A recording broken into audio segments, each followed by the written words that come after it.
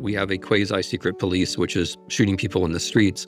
And that, as a politician, whether you're a senator or a governor, it's your job to frame that rather than to wait and to see how it gets framed. You have to aim for a big victory in 26, 28, which affirms values, right? Like, you take this as an opportunity to talk about what you think is good and what you think is right and what you think the American Republic should be. At the end of the day, you're not going to get big victories just by being against bad things, no matter how bad they are.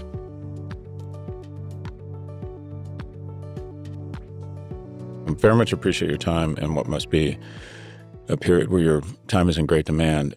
Let's start. Can you describe a little bit about the moment you believe we're in and any analogies to past historical events and how it informs the current moment? The moment that we're in, like all moments, is open. I'm a historian. I'm not a determinist social scientist. I don't think there are overarching laws of any of this stuff. And one thing you definitely learn from the history of authoritarianism is that there are conjunctures, like there are sets of circumstances where what people do matters a lot. So I guess I would say we are in one of those moments where, if we choose to see it, it's clear that the people who are running the United States of America would be very happy to carry out, by way of propaganda, occasional violence, and threats, an authoritarian regime change. That's just totally obvious. And the question is whether one chooses to see that and to make preparations and to react accordingly. The moment we're in is one where, if we just let things go, we will get a change of kind of government, or we'll get a breakup of the republic as people try to change the government, if we do nothing. But we're also facing people who can't take a punch, who are eminently beatable, and who are essentially counting on us to be fooled over and over again. Well, you said something interesting there. Can't take a punch. Say more about that. Isn't it sort of self-evident? Like, the 95% of what the Trump people do is based upon bluff and anticipatory obedience from our side. If so many of our plutocrats and oligarchs hadn't gone over at the end of last year and the beginning of this year, we'd be in a completely different place. But if you push back a little bit, right? If you're Denmark and you push back a little bit, or if you're Minnesota and you push back a little bit, then they pull back, because they're essentially counting on a lot of verbiage and a little bit of violence to be enough to bully you. And if it's not, they're not quite sure what their next move is. So just to set some context, and I realize this is probably obvious for most of our listeners, but 2 U.S. citizens have been killed in Minneapolis this month during federal immigration operations. Renee Nicole Good on January the 7th and Alex Pretti on January 24th. The videos have ignited a national argument about force, legality, and political violence. Timothy, when you zoom out, does this feel, I keep saying this is a red line and an inflection point, and I keep being wrong. Does this feel to you like an actual inflection or a turning point? It does. And I will turn a little bit back to a part of your first question that I didn't answer, which is historical comparisons. It reminds me a lot personally of the moment in early 2014 when Ukrainian protesters were killed for the first time. And each time one person was killed, then the regime made this effort to describe this person as a horror, as a terrorist, as an extremist, and so on and so forth. And then it would turn out that, very quickly, it would turn out that, like, it was a mom, or it was a dad, or it was a student, or it was somebody who was just trying to do the right thing. It reminds me of that a lot. And the Ukrainians were actually able to win in that situation. I mean, they have the bad luck of being next to Russia, and Russia could invade.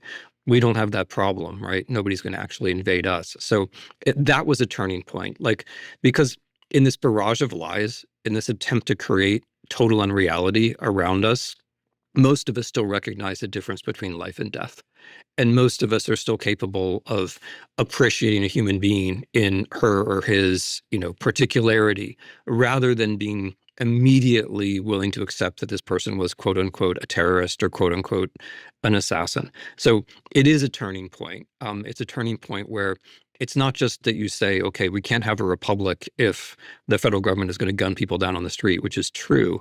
It's also a moment when you can be reminded of the very basic things, like the dignity of the individual, which are at the foundation of having something like a republic.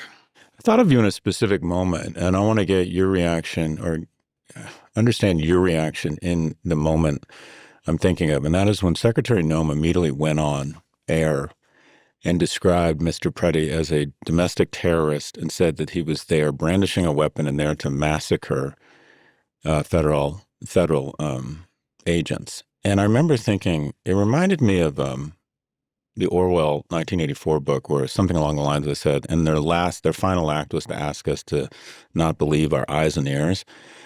I don't think I'd ever seen something so brazen in terms of a lack of respect for the dead or an assumption that we were willing to ignore our powers of observation. And I really thought of it as, and I'm trying to separate my emotions, which is difficult, from powers of observation, but I had never seen anything like that from our government. I'd just be curious what Timothy Snyder thought when you saw that. I mean, I think our reactions were very, very similar. What I thought was, I just kind of start where you start, which is the respect for the dead. I mean, before you say anything about the dead, you should learn something about their lives. Um, and that part where, I mean, this, none of us is perfect, right? But but when we die, like, that's a moment where those of us who know us and don't know us have a chance to demonstrate what's good in them by finding something which is good in us. And to miss that chance so completely and horribly, and to do the opposite, and to consign, one human being's very specific memory to a general category is terrible in itself. And for that general category to be something that's a lie is even worse. And for the lie to be a slander is even worse. So, I mean, as horrible as these deaths are, the reaction to them is just as damning, I would say.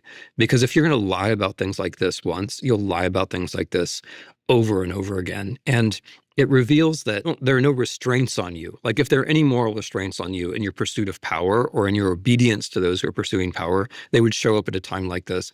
And if they don't show up now, they're just never going to show up. There's nothing which is going to cause you to be a decent human being if you can't be a decent human being when people under your orders kill someone. The thing that's different this time, or that I view as different, and I'm curious how you've tried to incorporate it into why this might be a different moment, is, quite frankly, technology, specifically cameras on phones. And that is, if we didn't have video footage of both of these deaths from multiple angles, I think the conversation or the opportunity for white space that might be filled by propaganda would be greater. And I'm wondering what your thoughts are about how this moment might be different because of the use and ubiquity of these camera phones. If you think back to the 70s and 80s of the last century, the end of communism, which is one of the focuses of my own research, you see that what the dissidents are trying to do is to answer big lies, not so much with big truths, but with little truths. So there's no longer the confidence that there's one big truth, but there is the confidence that we know our friends, we know our colleagues, we know the other people who are taking risks for us, and we can make a record. And they had to make a record using typewriters and mimeograph machines and, the tools that were at their disposal. And they took incredible risks, basically just to type lists of people who had been arrested and to try to keep track of in which facility in the Gulag those people were sent. And then they went to prison for doing that. And I'm thinking about that just because my reaction is to say, we do have a technological advantage in this way, that we can create the small truths by way of camera shots from phones from all kinds of different angles.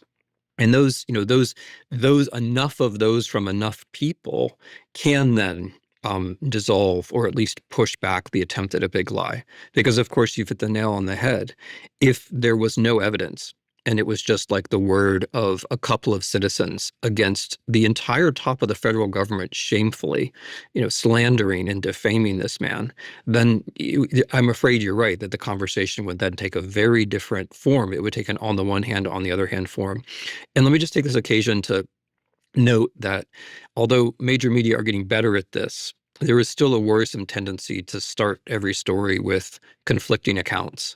And like, conflicting accounts is not news, that's like, conflicting accounts is like the atmosphere is made of air, or relationships are sometimes difficult. I mean, it's not news. Conflicting accounts are always there. What's news is what actually happened.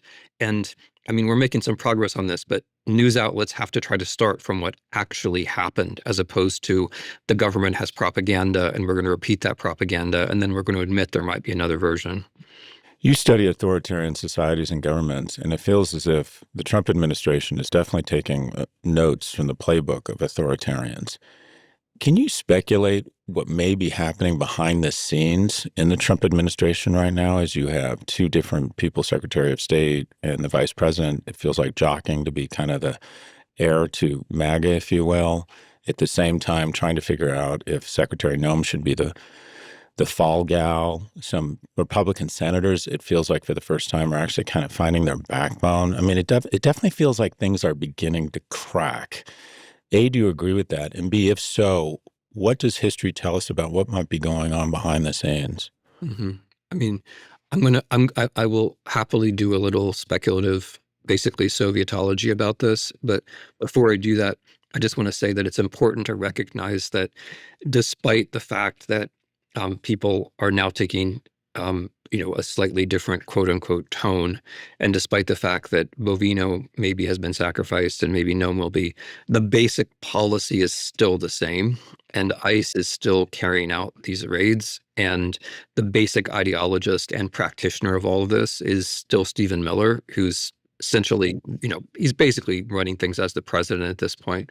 So having said that, I mean, I think you're right that it's a struggle between the struggle is between the vice president and the deputy chief of staff, between Vance and Miller. And my basic take is that Miller is a convenient person for Vance because he's essentially the only person in MAGA world who's less popular than Vance. And what the way that Vance is going to play this is that after Trump goes down in some form or another, he's incapacitated, he dies, they make a move against him, whatever happens. Vance's obvious move is to say that all of the distortions are the fault of Miller, right? That like there was once a pure MAGA, like we have it all right, but then Miller came in and he messed things up. That's Vance's absolutely predictable play. And I wouldn't at all be surprised if there was an element of blaming the Jew in it, because that is the world in which Vance's mind seems to be. And so Vance, I think, wants to have Miller around until the right moment, right? And I'm not sure that moment has actually yet arrived. Rubio is sitting pretty because even though our foreign policy is a disaster, he's done a very good job at directing the most disastrous parts of that to Vance, who doesn't seem to be smart enough to notice that that's what's happening. So the Greenland portfolio, which was obviously doomed, was given to Vance, and so Vance could make a mess of it. So I agree with you. There's another basic point here which is worth noting. These guys are old. I mean, Trump in particular is old. But if you compare this to the fascism of the past, in the fascism of the past, you weren't worried about, Mussolini having a stroke, right? You weren't worried about Hitler having a heart attack. Compared to our fascists, those guys were quite young. And so the fact that Trump is old and visibly declining adds a dimension to this, which is new. You said something that caught my attention there, that you think that Vance might turn to, quote unquote, blaming the Jew, or an element of that. A lot of my Jewish friends like Trump because they see the Trump administration as being more resolute on Israel. And I've said, if you look at history, this feels to me like a perfect setup for an economic shock mixed with some fascism, and then move to the oldest playbook in the world, and that is start blaming the Jews. And the pushback is, well, no, Trump's been better on Israel than Biden was, which I don't agree with. But do you see the same sort of potential for another pretty dark moment with Jews as the target here?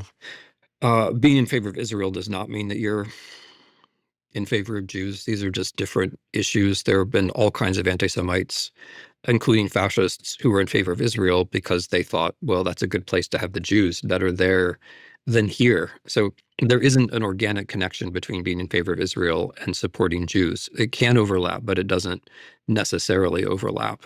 And so I worry that I worry that not all American Jews conflate that, of course, but I do worry that too many American Jews could conflate that, right? I mean, the Nazis themselves, until 1937 or so, thought that Israel was a great idea, because that's a place that you could put the Jews. So like that, I mean, I'm not saying it's exactly the same. I'm just saying that history teaches us that being in favor of Israel is not the same thing as caring about the rights or the dignity of the Jews. And as far as this administration, I mean, I think they've been anti-Semitic from the get-go. I think the way they treated Zelensky in the Oval Office is basically impossible if Zelensky is not Jewish. It definitely had an element of making a circle around the Jewish guy and taunting him. And the whole thing against campuses, I mean, although it claims to be anti-Semitic, in my view, it's clearly anti-Semitic, because what it does is that it sets up this expectation, which the real anti-Semites immediately grasp, that the Jews are in charge. Right. The Jews are in charge because they're able to do this on campuses. And I think many American Jews don't notice that dynamic, but the anti-Semites definitely notice that dynamic. Right. I mean, so I think that whole thing has been a trap, that the notion that the government comes in and closes down, free speech on universities, which is what happened, then they do it on behalf of Israel. That tells the anti-Semites that, oh, look, the Jews really are in charge. And I think they know that. I mean, I think they're perfectly aware that this is what they're doing. And I wish fewer people had been taken in by this. So yeah, I mean, getting to your question, I think it's very telling that Vance, when he's basically, so first, I mean, look at who Vance follows on social media.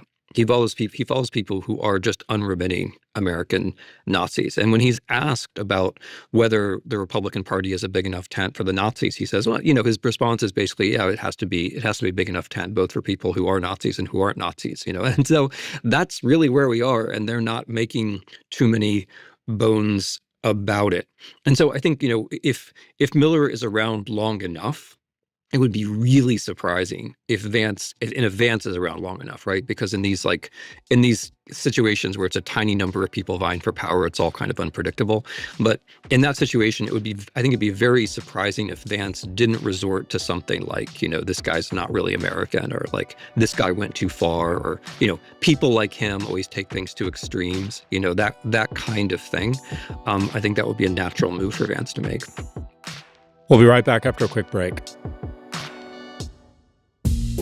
Support for the show comes from Acorns. There's the money you've got now and what that money could look like tomorrow. And Acorns wants to help you do the most with what you have now so your future looks bright. Acorns is a smart way to give your money a chance to grow. You can sign up in minutes and start automatically investing your spare money, even if all you've got is spare change. Someone on our team tried out Acorns and they thought it was easy to use and that it grew surprisingly fast. That's a great thing about Acorns. It grows with you. Sign up now, and Acorns will boost your new account with a $5 bonus investment. Join the over 14 million all-time customers who have already saved and invested over $27 billion with Acorns. Head to acorns.com/ProfG or download the Acorns app to get started. Paid non-client endorsement. Compensation provides incentive to positively promote Acorns. Tier 2 compensation provided. Potential subject to various factors such as customer accounts, age, and investment settings. Does not include Acorns fees. Results do not predict or represent the performance of any Acorns portfolio. Investment results will vary. Investing involves risk. Acorns Advisors, LLC, an SEC registered investment advisor. View important disclosures at acorns.com/ProfG.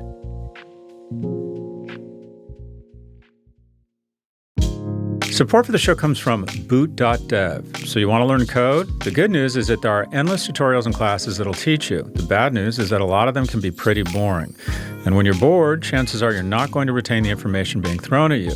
Boot.dev teaches you to code through gameplay. Quite literally, it's an actual game, and Boots is a bear wizard and your personal AI tutor who guides you through the training grounds, a place where you can practice your coding skills and complete challenges before you forge ahead in your coursework.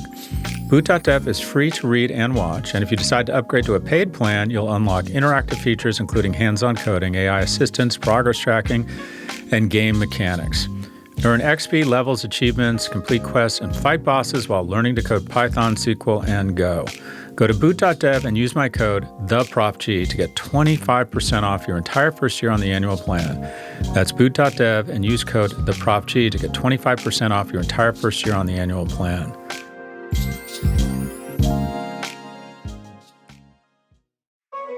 Support for the show comes from Gruns. The new year always comes with resolutions, and that can be a lot of pressure to improve yourself. That's all well and good, but what's the point of doing all that if you can't stick with it long term? Gruns proves you can do the least and still feel the most thanks to a delicious daily habit that does the heavy lifting. If you haven't heard me talk about Gruns before, they're a convenient, comprehensive formula packed into a snack pack of gummies a day. This isn't a multivitamin, a greens gummy, or a prebiotic. It's all of those things, and then some at a fraction of the price. And bonus, it tastes great. Grun's ingredients are backed by over 35,000 research publications, and it comes in packs because you can't fit the amount of nutrients Grun's does into a single gummy, like 6 grams of prebiotic fiber. That's like eating 2 cups of broccoli, but in one tasty little snack pack.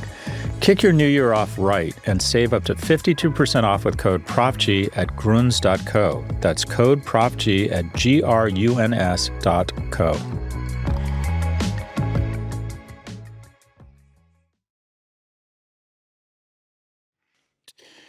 So I think a lot of us are inspired by the response of citizens in Minneapolis about trying to do their best. It's obviously an incredibly difficult situation for them. You've said something that struck me, that political parties don't create political movements, people do. And you talk about the power of protest.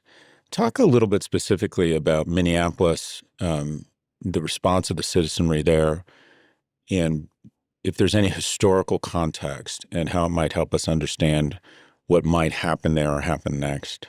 That's a beautifully framed question, because it gets at something very important. And that is that in an unusual situation, you can't count on the political parties to be the solution. And we are definitely, however you want to characterize it, we are in an unusual situation. I mean, we're in a place that a number of political scientists, I think, wisely would call competitive authoritarianism, where there are going to be elections. But the elections are going to be an uphill struggle, and you can win. But the way that you win is by recognizing that it's an uphill struggle and that you have to do unusual things. And part of that is understanding that although there will be elections and the opposition party has to win those elections, it's not going to do it on its own, and that you don't wait for the opposition party. Instead, you have to push out ahead as the opposition yourself or as the resistance. You have to set the moral terms. You have to take the risks, and you have to build a coalition of which the opposition political party is a part, but isn't necessarily leading or pulling the wagon on.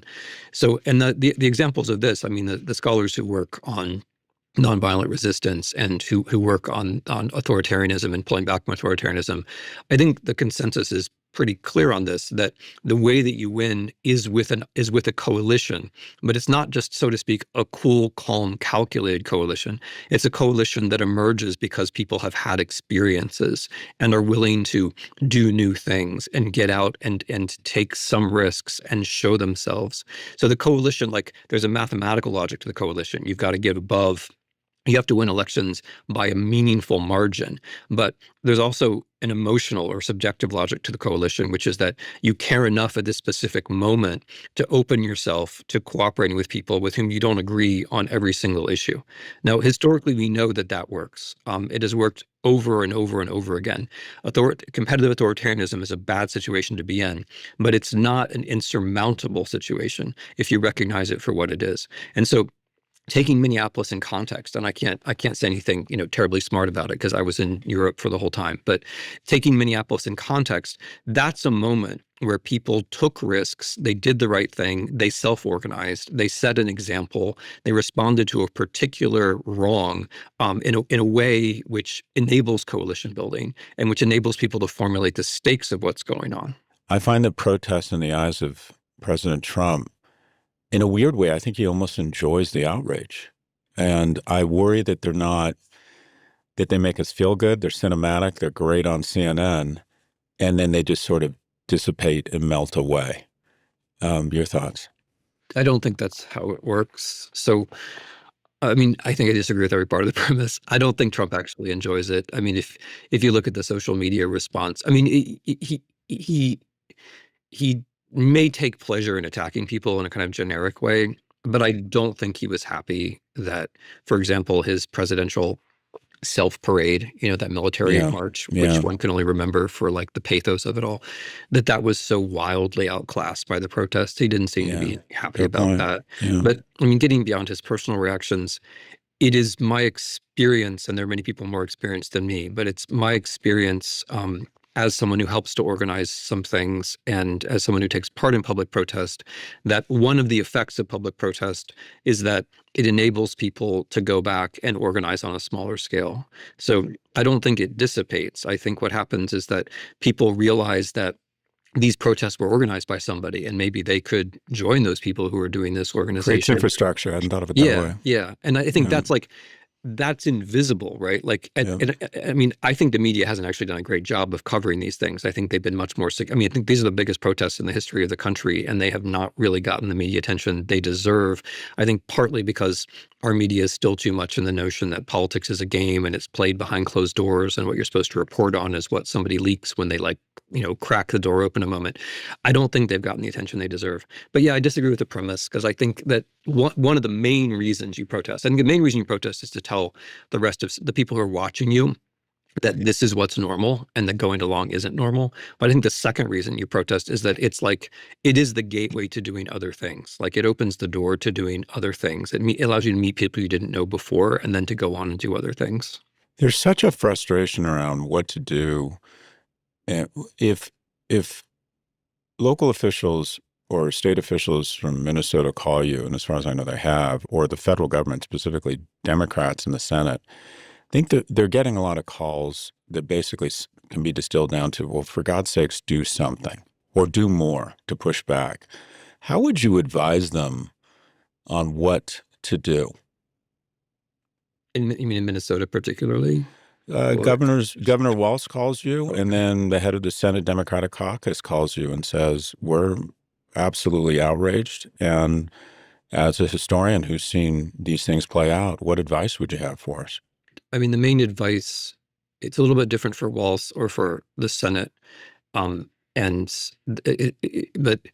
I think if you're in DC, the main advice is to make sure that you're having meetings or you're listening to people who were on the ground, because as sympathetic as you might be, there's a reality out there that it's hard to get from your staffers or from the media.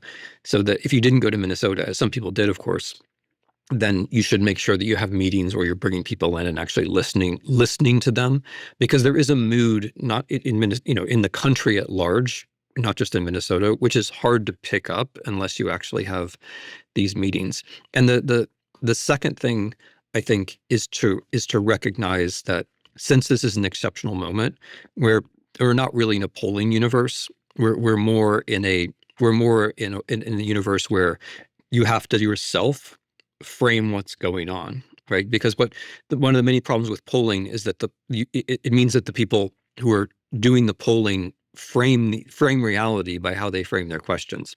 And then you get the answers to the questions, and that there's a number, and then you react to that. But at this moment, the reality that you have is that we have a quasi-secret police, which is shooting people in the streets. And that, as a politician, whether you're a senator or a governor, it's your job to frame that, rather than to wait and to see how it gets framed by other people. And I mean, the third thing is that, there are lots of things. And again, the situation of Governor Walz and the situation of senators is a bit different. And Governor Walz has, I think, been quite out front. But the other thing is to think, you have to aim for a big victory in 26, 28, which affirms values, right? Like, you take this as an opportunity to talk about what you think is good and what you think is right and what you think the American Republic should be. Because at the end of the day, you're not going to get big victories just by being against bad things, no matter how bad they are. You have to use this as a way to talk about the kind of American Republic you would see, which not only would lack these things, but which would respect the dignity of people's of individuals, which would not only that it wouldn't take life, that it would respect people, that would provide opportunity. So it says people need to see that there's some kind of a future, not just that you're condemning this thing which is happening. What do you think is really going on here? And what I mean is, this doesn't feel to me, in terms of the tone that the administration and the instructions they've given to Secretary Noem and the Bovino at ICE, this doesn't feel like it has much to do with immigration. Is this normalizing a military force to try and pervert or arrest free and fair elections? Is this about an exhibition of strength that they feel shows up at the ballot box, that people like a strong? I'll go back to my initial question. What do you think is actually going on here? I think there's a strategic level to it, and then there's also an emotive level to it. So the strategic level, let me try to use history again. One of the problems that the Nazis had in the 30s was that there was no centralized police force.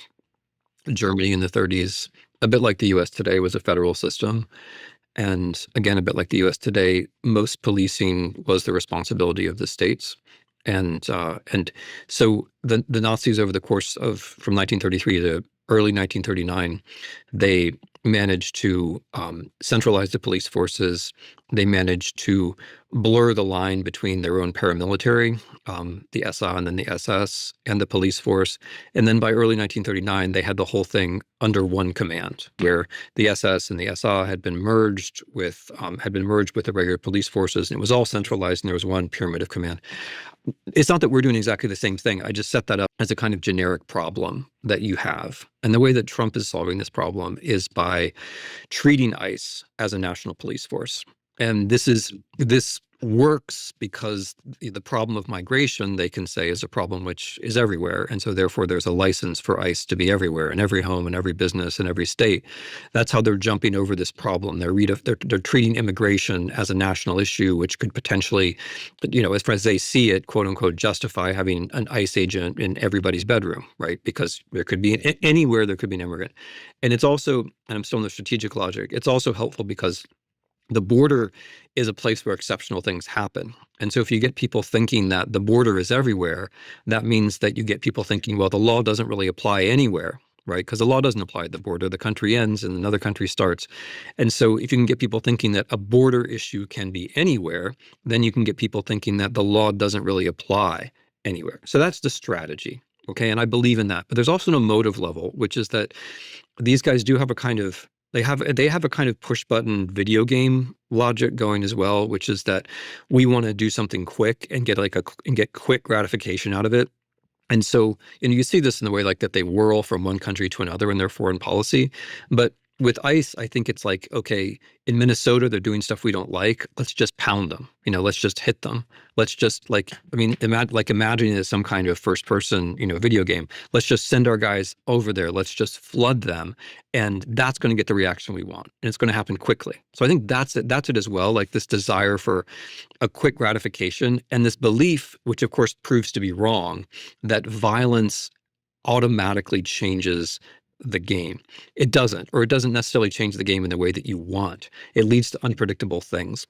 And this, by the way, just, raising up the question, to a slightly more abstract form, people talk about the Insurrection Act or martial law as though those things, whether they're for it or against it, those things would automatically change. But, if they try martial law, it's still the same guys. It's still the same ICE.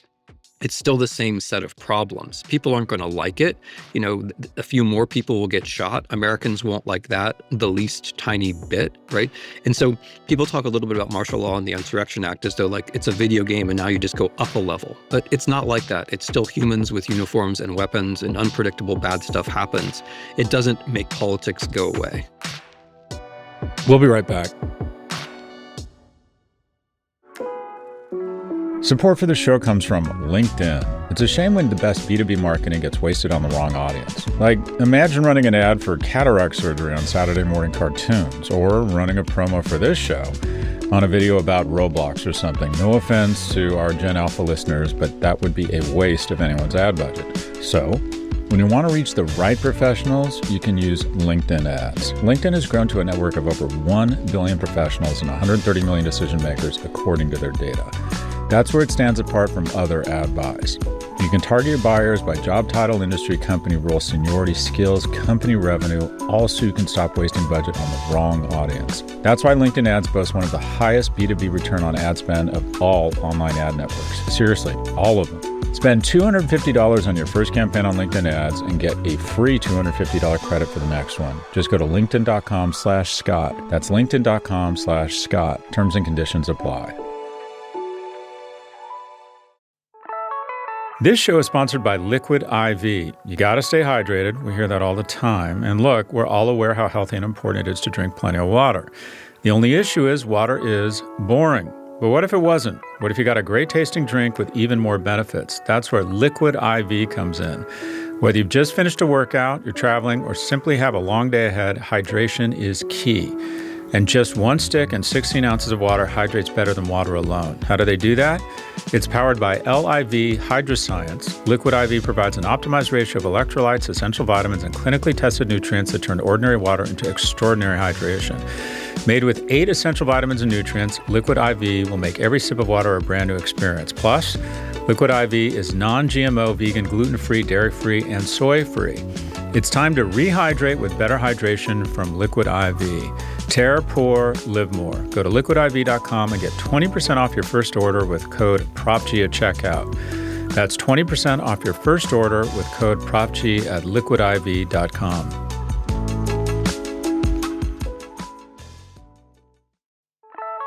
Support for the show comes from Nutrafol. Each new year seems to come with the message that who we are isn't enough, that we're supposed to dramatically rebrand ourselves as someone new. But what if growth doesn't come from quick fixes, but instead comes from supporting yourself and your hair with the right products and tools? Nutrafol is the #1 dermatologist-recommended hair growth supplement brand trusted by over 1.5 million people. You can feel great about what you're putting into your body since Nutrafol hair growth supplements are backed by peer-reviewed studies and NSF Content Certified, the gold standard and third-party certification for supplements. You can purchase online and there's no prescription required. Automated deliveries and free shipping keep you on track. Plus, with a Nutrafol subscription, you can save up to 20%, and a Headspace meditation membership is included. See thicker, stronger, faster-growing hair with less shedding in just 3 to 6 months with Nutrafol. For a limited time, Nutrafol is offering our listeners $10 off your first month's subscription and free shipping when you go to Nutrafol.com and enter the code PROPG. Find out why Nutrafol is the best-selling hair growth supplement brand at Nutrafol.com, spelled Nutrafol.com, promo code PROPG. That's Nutrafol.com, promo code PROPG. We're back with more from Timothy Snyder. I heard you on another podcast say that they're basically trying to convince people they're bringing the border to them. They're saying the border's everywhere. And I found that just so insightful and chilling at the same time. And I was trying to discuss or trying to bring to life that in early 30s Germany, I would like you to refine and calibrate my, history for dummies. But my understanding is that corporations non-pushback early in that era was instrumental to Hitler's rise, that they sort of had this, I'll do what you need to make more money if you ignore and don't speak up. And can you speak to the role that corporations and corporate leaders or business leaders playing, or in this case, not playing? Provide us with some historical context there. Yeah, I mean, I'm not going to say it's an exact fit, and I don't want to be unfair to people, especially because I want to remember that there have been some good moments, like when Trump tried to steal the election. There was actually quite a good and unified reaction from a lot of the same folks that we're talking about. So I don't want that to be forgotten. But I agree with you; it's not going well now. There wasn't a lot of downside then, though, right? They knew eventually Biden would be inaugurated. I don't think they took much risk there. I think you're giving them more credit than they deserve. Yeah, very possibly. I'm just trying to say, but Scott, when you're about to talk about Nazis, you try to be as fair as you try to be a little more tempered. Because I'm about to talk about Nazis. So with Germany, the basic deal was the businesses hated the labor unions, and therefore they didn't like democracy. And so it's not that they were gung-ho Nazis on an ideological level, most of them, but they thought, Hitler and this government they're going to just crush the labor unions for us. And we don't like democracy either, because democracy allows those labor unions to have some power. And so there you do see a little bit of overlap, right? Where a lot of our leading CEOs are quite hostile to the labor movement, and in that way are happy to have this guy. And you can't do proper resistance without the labor movement. And that's not a connection that people are making. Like in the long run, American business needs the labor movement because the labor movement will help you preserve rule of law, and you need rule of law. But in the short run, like your quarterly report or whatever, you're thinking, I don't want the labor movement. They're going to cut down my profits. And I think that's a bit of a moral or practical trap that people are in. And then, of course, I mean, the second step in the Nazi history is that then, once they were in power, the Germans brought in the CEOs or the leaders of the businesses one by one and took them to woodshed because they could at that point. And that's a little bit repeating now. Some of our guys, like some of our guys went to the woodshed on their own even before Trump was in power, and kind of asked for it. And that is a difference, right? I mean, that moment in late last year and early this year, where some of our most powerful oligarchs decided that they were going to essentially volunteer, that is really extraordinary, and that has made a huge negative difference, I think, because we had people who really could have protected themselves and set an example, just decide to behave in exactly the way that history very clearly shows that you shouldn't. Yeah, I see a stronger analogy in that. So my understanding is Hitler said to these industrialists in early 30s Germany, I'll crush the trade unions, which is essentially giving you money. And I see similarities today where the most powerful business leaders who control our information are looked up to as icons of business, and icons of business become kind of our de facto heroes in a capitalist society, or at least that's what I see. And he's essentially said to them, no regulation on AI, carve out some tariffs. He's giving them tens, hundreds of billions of dollars in shareholder value in exchange for coming to the Melania documentary, or getting around a table and prostrating yourself and saying, thank you for your leadership. In the 20s and 30s, the anti-fascists, the Marxists, they made the argument that fascism was all about finance capitalism. It was about extreme concentration of wealth. And I don't think that was true then, but I think it's true now. Right, because the exact diagnosis that Marxists like Hilferding made was that when you get too much money in too few hands, and it's all about finance and it's all about symbols, it's not even about industry anymore. It's all about the kind of neurological economy that we have, where it's all speculative. That's the danger, because then the state takes over those guys, or those guys take over the state, or they merge with the state, and that's what you're describing. That's what's happening, and a number of these characters have ambitious political or quasi-political notions themselves, and none of them are pro-democratic. So I'm trying to think I think anytime you have a movement, you always like to think what new technology might be helpful here. And the new technology, again, of camera phones is I think, a bit of a game changer. It definitely puts a wrinkle in all of this. What do you think of the idea? And I've been thinking a lot about this, and I'm actually starting to get involved in organizing. What do you think of the idea? My sense is Trump doesn't, where we've seen really quick political action on the part of Trump is not from a movement or from citizenship or citizenry. It's from markets. And that is, he immediately pulls back when the market goes down, the S&P goes down, or even the Japanese bond market yields increase for fear that's about to happen to our treasury market. That's where I have seen him pull back, is when the market responds. What do you think of the idea of a targeted surgical national economic strike, targeting some of the individual companies we just referenced, unsubscribing from some AI platforms, streaming media of the big tech players, because their valuations are so elevated right now that any sort of ding in signups could have a material impact on those companies, which would ultimately have a material impact on the S&P. And it was your thoughts on the notion of some sort of a targeted national economic strike against some of the bigger players in tech.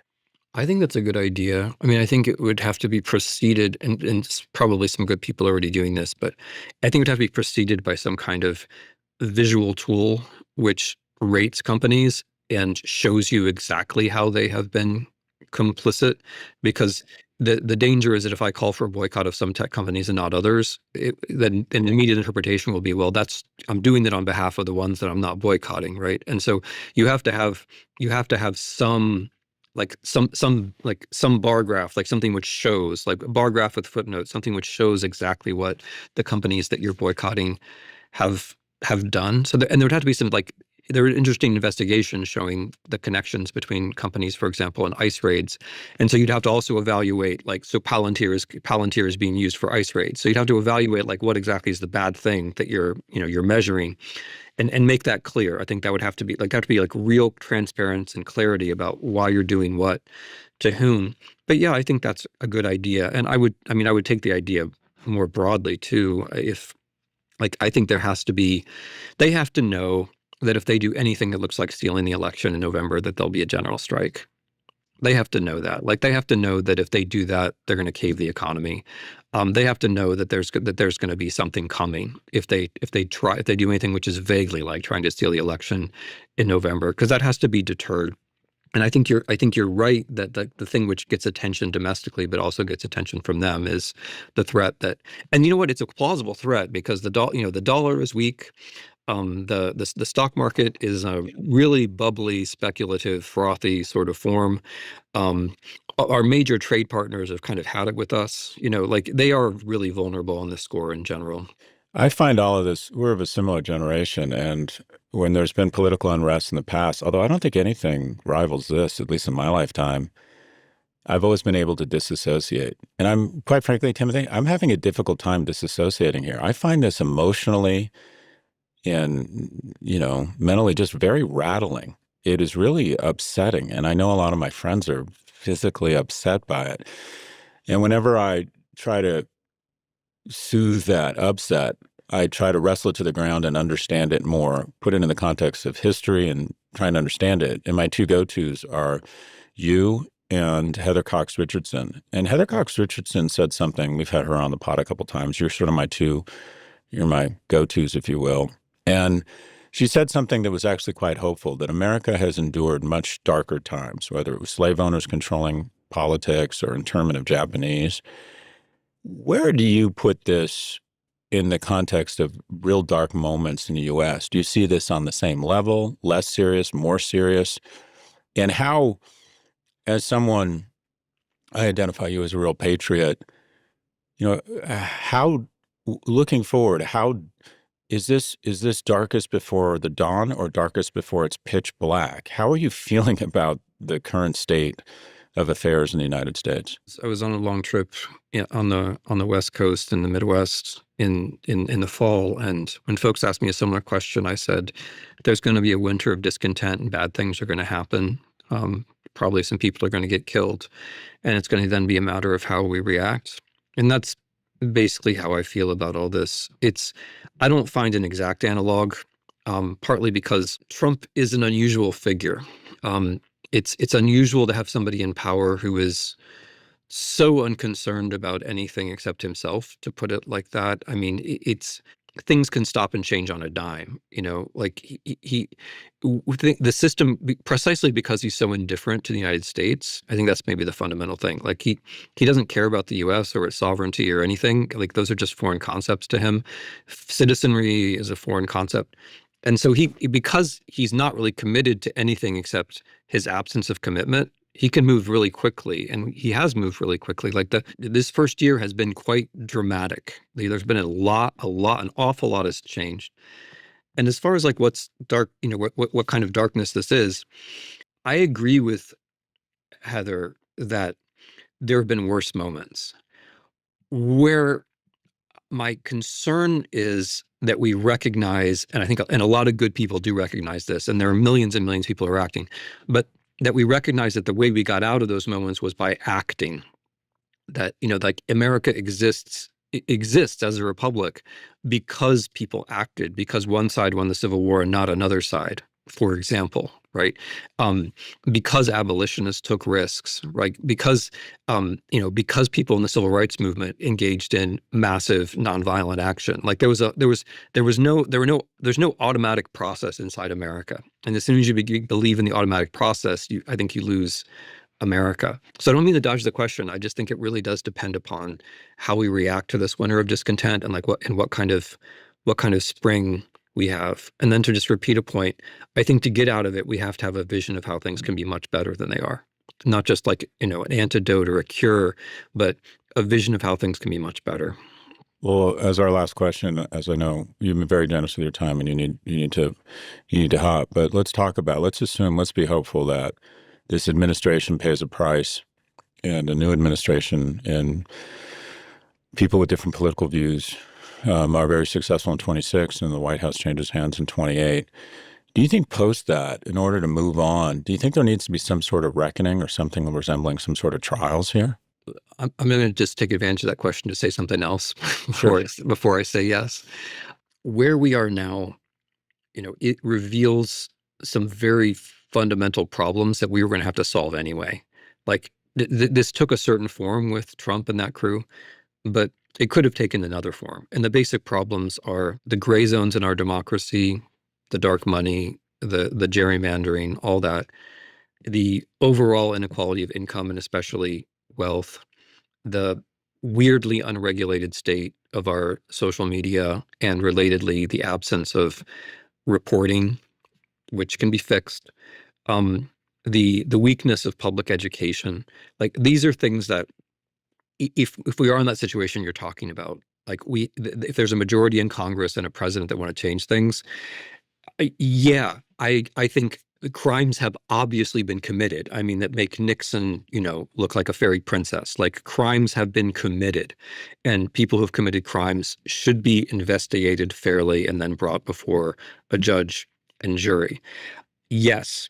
And that's really that. I mean, from the history of communism and the history of fascism, I think you can say pretty unambiguously that it is important to have some kind of reckoning. Also from our history, right, where we essentially blew it after the Civil War, and that's one reason we are where we are.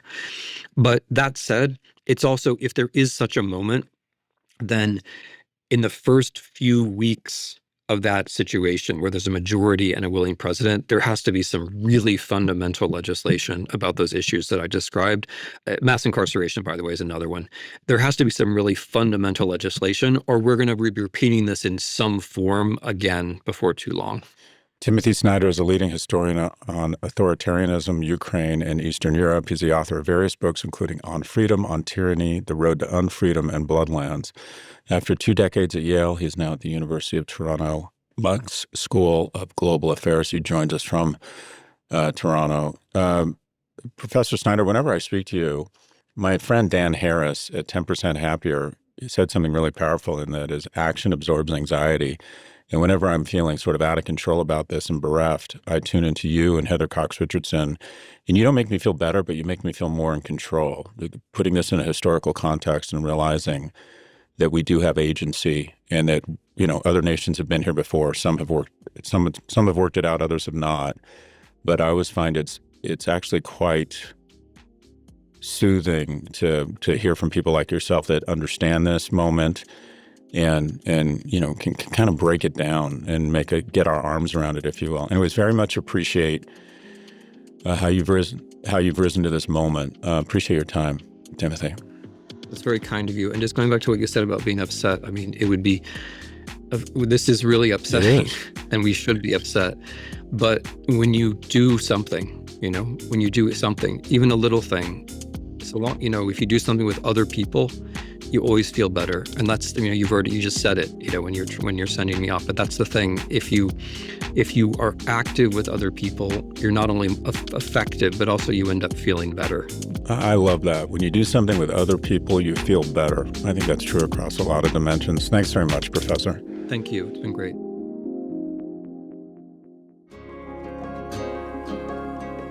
Algebra of happiness. Giving your parents comfort. How do you do that as you get older? One of the things I talk about in terms of being a man is adding surplus value. And that is, at some point, there's a lot of people born male that never become men. And that is, they take more tax revenue and more government services than they ever provide back in the form of new jobs or taxes they pay. They absorb more love from partners than they get more from friendships than they provide, provide more people notice their lives than they notice other people's lives, complain more than they absorb complaints.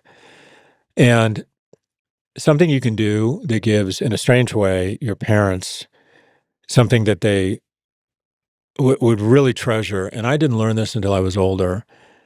And I want you to think about this if you're a young adult. And that is, and I can say this as someone who's now raising young men, 18 and 15. It sounds weird, but when I can tell my kids aren't doing well sometimes, and I ask them what's going on. And most of the time they say nothing and they don't open up to me. And even as a young man, I never really went to my parents with my problems. And one time I came to my mom with a problem I was having. I was really heartbroken over this girl, and I asked for advice. And not only she gave me really good advice, but more important than the advice was I could tell it just was so rewarding for her that I would think as a young man to ask her for advice. And I remember when my mom was sick and dying, I called her and I said, I'm just so upset. And she said, well, what's it about? And I said, I want to talk to you about it in person. And my mom was living in Vegas, and I was living with her from Sunday to Thursday. When I got there, we went outside, and I just held her hand and I sobbed.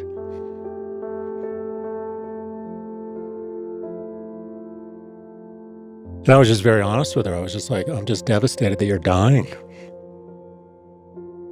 And I just can't express. I knew in that moment how meaningful that was for her. In sum,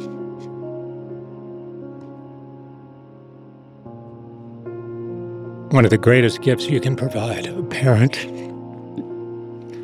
is to give them the gift of letting them comfort you.